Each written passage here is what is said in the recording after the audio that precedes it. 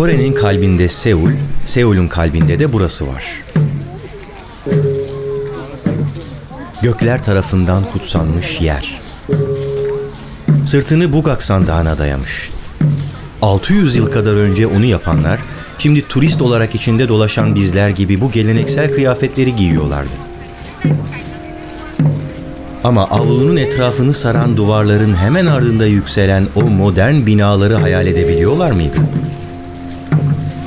Ya da o modern binaların içinde torunlarının dünyayı değiştiren teknolojileri geliştireceklerini görseler neler hissederlerdi acaba? Üzerimde bir kral kıyafetiyle ortalıkta dolaşırken aklımda da bu sorular vardı. Nereden nereye, cepleri bile olmayan bu kıyafetlerden tüm dünyanın ceplerini fetheden telefonlara. Peki bunu nasıl başardılar?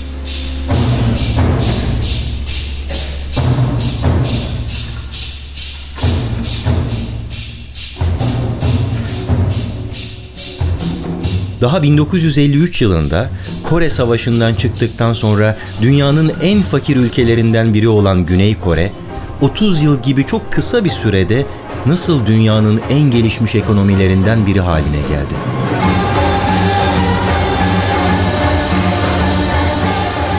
Aslına bakarsanız Han Nehri mucizesi denilen bu konuyu tüm dünya merak ediyor.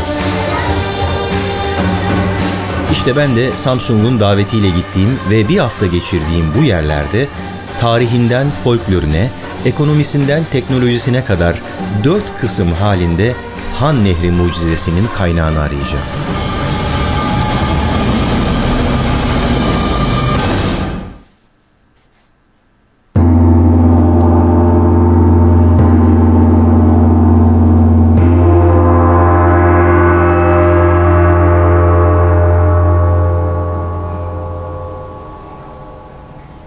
Otel odasındaki internetin hızı. Wow. Hükümet görevlilerinin, askerlerin ve kralların yaşadığı bu yerden sonra aynı dönemde bir de halkın yaşadığı yerlere bakalım mı şimdi? Geleneksel Kore evlerinin yani hanokların bulunduğu yere gidelim.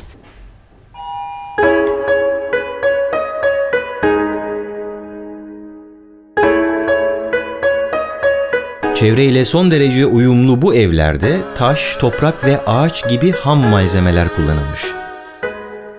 Uzak Doğu'ya has kıvrımlı çatıların saçakları, güneşin pencerelerden ne ölçüde gireceğini kontrol ediyor. Daracık, labirent gibi sokakların arasında kendinizi kaybediyorsunuz.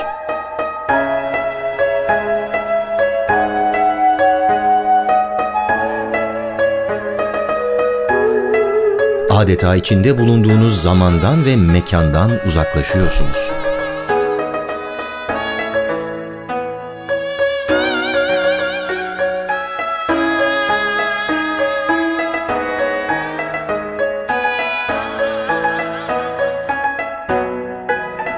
Gökdelenlerle dolu bir kent Seul. Son derece modern, gelişmiş fakat bu bölgesinde evleri biraz da turistik amaçlı olarak tabii özellikle geleneksel mimariyle bırakmışlar ve gerçekten çok hoş detaylar var. Onları çektim zaten, ben size göstereceğim ama bir yandan da yağmur başladı, şimdi ne yapacağımı bilmiyorum.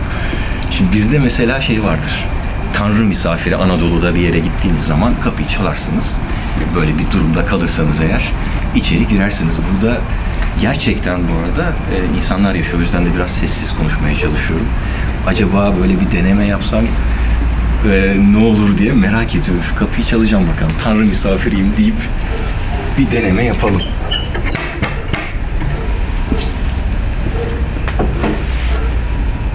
안녕하세요. 안녕하세요. 어떻게 오셨나요? Şimdi yani bizim zamanımızda Barış Manço üstad böyle her yeri gezerdi ve o dili öğrenirdi. Ben Barış Manço. evet, Barış Manço. Kara sevda, kara sevda, kara sevda. Biliyor. Abi hadi gir. Tamam. Hadi Nasıl yani? Gir. Ya şaka bir yana girelim. Evet. Ya şimdi tabii Chubby Han bilenler biliyor. Türkiye'de yaşıyor aslında. Evet, aslında Koreli ama Türk'ten daha Türk. Türk'ten daha Türk. Ben bilmeyenler için yine de tanıtmak isterim. Kendisi 15 yaşından beri Türkiye'de. Evet. Değil mi sen? 15 yaşından beri Türkiye'de yaşayan bir Koreli. Ve sağ olsun bu gezide de bir yandan rehberlik yaptı, bir yandan tercümanlık yaptı. Çok ihtiyacımız da oldu. Yani Barış abinin asistan olarak aslında işimi devam ettireceğim. Gerçekten ben gittiğim yerlerde, Japonya'da da öyle olmuştu, izleyenler vardır belki. Oranın halkının nasıl yaşadığını çok merak ediyorum. Evet. Burası da çok güzel geleneksel bir ev. Mesela şu anda eve girmiş gibiyiz ama aslında avludayız. Değil mi? Evet. Bizde avlu kavramı var. Uzak Doğu'daki evlerde de aynı şey. Aynı şekilde. Kesinlikle yani o yüzden bence Türk kültürüyle, asıl Anadolu kültürüyle bizim Kore'deki geleneksel kültür birbirine benzeyen çok noktası var. Çok değil mi? Çok. Gerçekten öyle.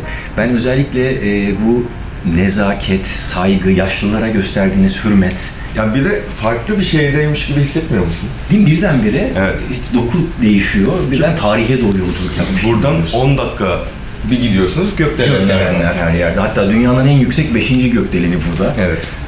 Fakat bir yandan da işte bundan birkaç yüzyıl önce insanlar böyle yerlerde yaşıyordu. Kesinlikle. Çıkartıyoruz tabii. Burası Amerika değil.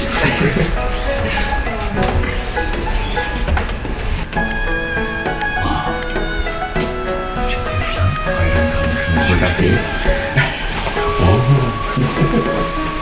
Sizlerle kendinize Kore pijamasını hemen halledip verelim. Açıkçası daha önce sarayda kral kıyafeti giyerken de, burada ev kıyafetlerini giyerken de önce biraz tereddüt etmedim değil. Çünkü bazı kültürler bunu kendilerine yapılan bir aşağılama gibi algılayabiliyor. Eskiden Korelilerin saçı kesilmek onur kırıcı bir şey. Yani asla erkekler dahil saçı kesmezlerdi. O yüzden buna ihtiyaçları vardı. Yukarıya saçı toplarlar ve bunun içinde saklarlar. Abi çok yakıştı. Ciddi gerçekten. Acaba Koreli misiniz? Fakat sonradan anladım ki bir mekana girdiğinizde onun ruhuna uygun giyinmek Koreliler tarafından büyük bir memnuniyetle karşılanıyor. Ve fark ettiniz mi? Şu kağıtla oluştu. Bu hanci diye bir kağıt. Evet. Duvarlar kağıt. Evet. Kapılar özellikle. Neden kağıt? Nem alıyormuş. Kore'de çünkü muson bir mevsimi var. Ve çok yağmur yağdığı için yazın özellikle. Sen bizdeki Karadeniz falan diyordun. değil Aynı mi? Karadeniz gerçekten. Karadeniz hurmayı her yerde görebilirsiniz bu arada. Öyle mi? Tabii. Aynısı.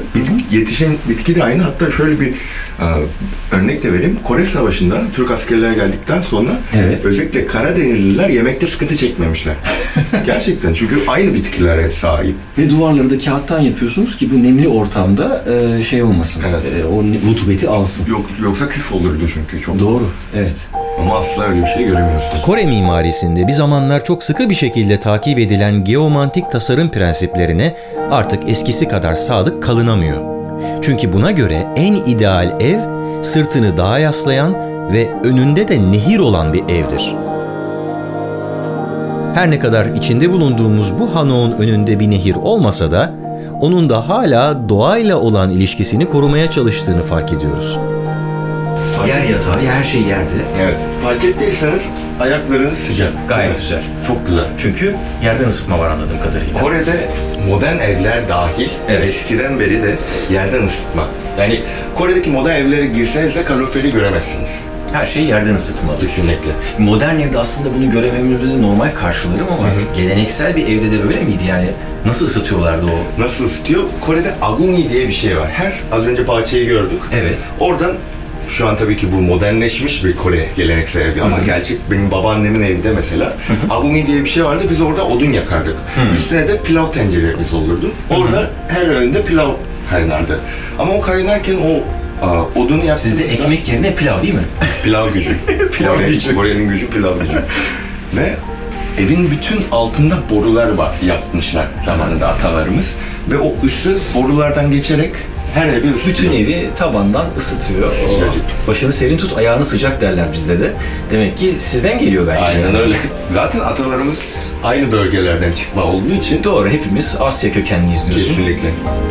Bu evler Seul'ün ortasında adeta bir ada gibi kalmayı başarmış. Bunun da ötesinde yaşayan, içinde yaşanılan bir müzeye dönüşmüş. Burası birazcık daha elden geçirilmiş değil mi? Evet, kesinlikle. Burada bir şiir var. Nedir burada? Ne diyor? Bence Bu arada bir şey sorabilir miyim? Tabii. Kore alfabesi Çin ya da Japon alfabelerinden farklı. bambaşka. Bambaşka. Evet. 1400'lerde Sejong diye bir kralımız var. Evet. O zamanlara kadar biz Çin harfi kullanıyormuşuz. Aslında Atatürk'ün bir nevi yaptığı bir Harf inkılabına benzer bir şey burada da mı oldu? kesinlikle 1400'lerde ama. Çünkü o zamanlara kadar bizim okuma yazma oranımız çok düşükmüş. Halk asla bir şey yazamıyor, okuyamıyor. Adam da diyor ki, Korece, adam derken kralımız da diyor ki, abimiz diyor ki, Kore harfi yaratayım. Çünkü halk konuşabilsin diye. Aslında halk için yaratılmış bir harf. Anladım. Ama bizim Korece'ye fonetik olarak en çok yansıtabileceğimiz bir harf oluşuyor da Hangul. Bu Büyük Kral Sejong'un heykeli. Kore yazı sistemi olan Hangul onun emriyle hazırlatılmış. Daha önceki dönemlerde dilin zorluğundan dolayı nüfusun çok az bir kısmı Çin harflerini öğrenebiliyormuş. Korece bir yazma sistemi oluşturmak için Kral Sejong ve dil uzmanları Çin, Uygur ve Moğol harflerini incelemişler. Rivayet o ki kral şöyle demiş: "Halkım için öyle kolay bir alfabe yapacağım ki güneş doğarken onu ilk kez gören bir kişi güneş batarken tamamen öğrenmiş olacak."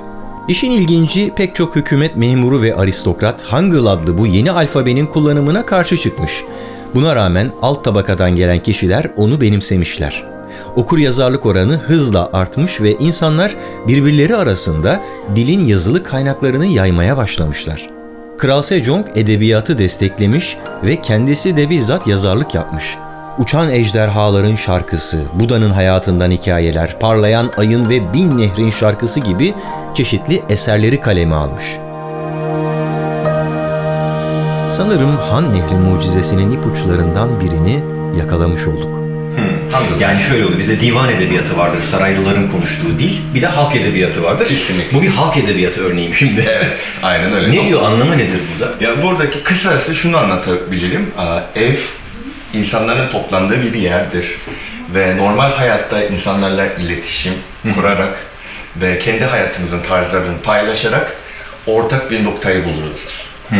Ve zorlamadan ilişkiler her zaman en güzel çizgiyi bize gösterir hayat anlamında. Evet. Ya aslında şöyle herhalde, hayatlarımız akarken bir çizgi oluşturuyor. Burası da bu çatının altında bu çizgiler kesişiyor, birleşiyor değil mi? Kesinlikle. Zaten o motifler de birazcık onu, Evet. o balıkların yarattığı o armoni de bence biraz onu çağrıştırıyor. Siz Korece biliyorsunuz galiba bu arada. Yok, tahminler sadece. Vücut dili derler ya. Süper. Devam edelim. Lütfen. Çok güzel bir ev burası. Evet. Burası da şark köşesi herhalde. Aynen öyle. Burada okey oynuyoruz. Okey. Geleneksel Kore Tabii, board tabii. game'i Kesinlikle. okey oynanıyor. Ben tabii en çok şurayı merak ediyorum şimdi. Lütfen. Buraya bir giriş yapalım. Oturalım. Çay şimdilerde o kadar tüketilmese de geçmişte Kore kültürünün önemli bir parçasıymış. Oturup çaylarımızı yudumluyoruz herhalde. Modern Kore'de çok fazla çay kültürü yok. Çünkü biz sıcak içecekleri çok fazla kullanmıyoruz. Evet. Ama tabii ki yöresel olarak, geleneksel olarak bizim çay kültürümüz mevcut. Size de çay mı deniliyor? ça. Ça. Y'si yok, sadece Yes, ça. ça. Ama bu aynı zamanda Çince kökenli bir dil. Yani çay da oradan geliyor. Evet, tabii. Aynı kelime kökeninden gelen bir olay. Ve şunu öğretmek isterim ki abi. Ben size şimdi çay koyacağım Tamam. ve iki elle tutmanız gerekir. Şöyle değil mi? Kesinlikle. Çünkü ben de iki elle. Ha, sen de kendi eline o şekilde destek veriyorsun. Evet. Bu büyüklere saygı oluyor değil mi? Saygı. Aynı zamanda sadece büyüklere de değil. Sadece büyüklere de değil. Genel olarak kullanıyoruz. Arkadaşlar arasında bile bazen yapabiliyoruz. Bu bir Karşılıklı saygı, sevgi, nezaket. Kesinlikle. Evet. Peki, konuyu teknolojiye bağlayacağım ben şimdi. Hadi bakalım. Sizin dedeleriniz de böyle televizyon... O yüzden midir? Yani şu anda dünyada hakikaten en çok televizyonun üretildiği ve bu televizyonların teknolojisinin de en çok yenilendiği bir yerdeyiz. Kesinlikle. Böyle yerlerde yaşayan bir halk nasıl oldu da böyle televizyonları üretebilir hale geldi? Bu sorunun cevabına geri döneceğiz ama ben öncesinde konuyu daha kapsamlı anlatabilmek için sizi çılgın rehberimizin eşliğinde Seul yakınlarında ilginç bir kente götüreceğim. Okay, everybody fasten your seatbelt. Dijital bir şehre. Bizler Samsung'u Kore'nin dünya çapında en önemli ve en büyük markası olarak biliyoruz ve daha çok cep telefonları ve televizyonlarıyla tanıyoruz. Ama burada bir de Samsung Dijital Kenti var. Han Nehri mucizesinin en önemli adımları bu kentte atılmış.